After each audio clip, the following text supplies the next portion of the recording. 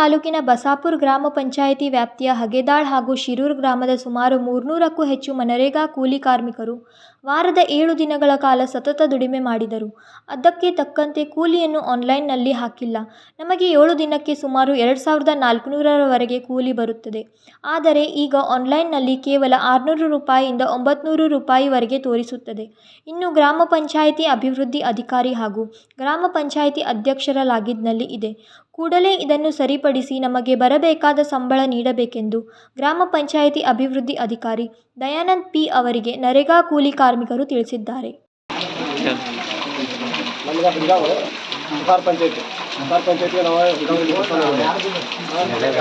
ನರೇಗಾ ಕೆಲಸ ಮಾಡಬೇಕು. ನಮ್ಮ ಪ್ರಕಾರ ಪೇಮೆಂಟ್ ಕಡಿಮೆ.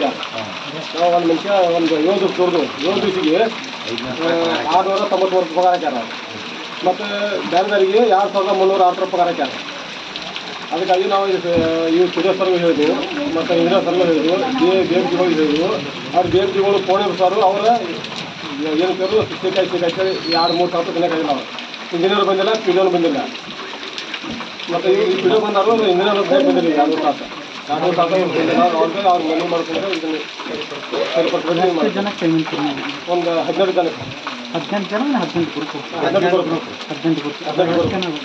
ಒಂದು 18 ಗ್ರೂಪ್ ಅಂದರೆ ಒಂದು 300-400 ಜನ ಅದ. 400 ಜನ ಇದೆ ಫಸ್ಟ್. ಮತ್ತು ಮನಾರ ಇದು 3 ದೊಡ್ಡ ಆಗೋದು.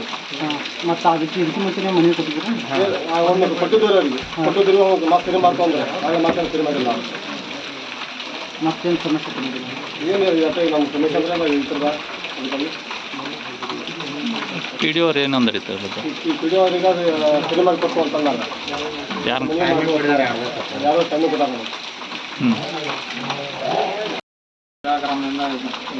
ಗ್ರಾಮ ಪಂಚಾಯತಿ ಇದನ್ನು ನರೇಗಾ ಕೆಲಸವನ್ನು ಮಾಡ್ತಿದ್ದೀವಿ. ಅದು ಕೆಲಸ ಮಾಡಿದ ಪ್ರಕಾರ ನಮಗೆ ಪೇಮೆಂಟ್ ಆಗ್ತಾ ಇಲ್ಲ. BFGಗಳು ಸರಿಯಾಗಿ ಇಲ್ಲಿ ಬರ್ತಾ ಇಲ್ಲ.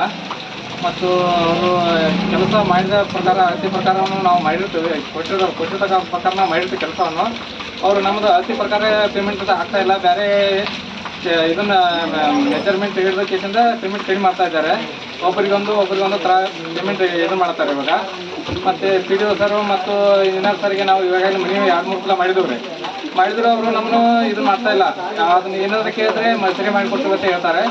ಇವಾಗ ಅವರು PDO ಸರ್ ಬಂದಿದ್ದರು. ಬಂದ ಕೇಸಿಂದ ಅವ್ರಿಗೆ ಮನವಿ ಮಾಡಿದ್ರು.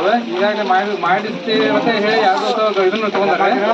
ಆ ನಂತರ ಈಗ ನೋಡ್ಬೇಕು ಸರ್. ಈಗ 2 ದಿವಸನಾಗ ಏನು ಮಾಡ್ತಾರೆ ನೋಡ್ತೀವಿ. ಇವಾಗ ಈಗ ಅನ್ಯಾಯ ಆದದ್ದು ಕಡಿಮೆ ಅಮೌಂಟ್ ಒಂದು ಮತ್ತೆ ಯಾವಾಗ ಆಗಿತ್ತು? ಈಗಾಗಲೇ 2 ಸಲ ಆಗಿತ್ತು ಸರ.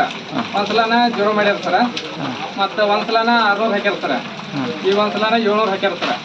ಅವಾಗ ನೀವು ದುಡ್ಡು ತೊಗೊಂಡಿರಿ? ಹಾಂ ಸರ. ಅವಾಗ ಹಿಂಗೆ ಅಬ್ಜೆಕ್ಷನ್ ಮಾಡಿಲ್ಲ? ಹಾಂ ಮಾಡಿದ್ವಿ ಸರ. ಅವಾಗ ಏನು ರಿಪ್ಲೈ ಬಂತು? ಈಗ ಒಂದು 2-3 ತಿಂಗಳ ಹಿಂದೆ ಸರ ಆಗಿತ್ತು ಅದ. ಮುಂದಿನ ಸಲ ಇದು ಮಾಡಿಕೊಡ್ತು ಸರಿ ಮಾಡಿಕೊಡ್ತು ಅಂತ ಹೇಳ್ತಾ ಇದ್ರು ಸರ.